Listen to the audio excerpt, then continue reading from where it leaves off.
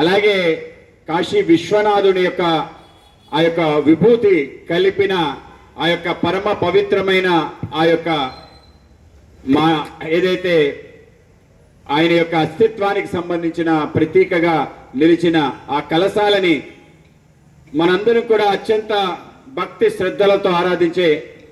గంగమ్మ చెంత విరాజిల్లిన కాశీ విశ్వేశ్వరుడి క్షేత్రం కాశీ నుంచి మన ప్రాంతానికి రావటం జరిగింది. దాన్ని పెద్ద ఎత్తున నిన్న స్వాగతం పలికి మన శివస్వామి గారి యొక్క ఆశ్రమంలో శైవ క్షేత్రంలో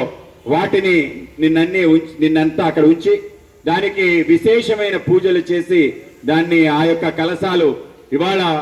మన యొక్క నగరంలో తీసుకురావడం జరిగింది. ఈ కలశాలు ఎక్కడి నుంచి బయలుదేరి ప్రతి జిల్లాకి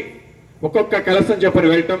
ఆ యొక్క జిల్లాలో ఈ యొక్క కలశ ఊరేగింపులు ఉండటం మనందరికీ కూడా ఒక గొప్ప సందేశం ఇవ్వడం కోసమే ఈ యొక్క యాత్ర జరుగుతుంది. చాలా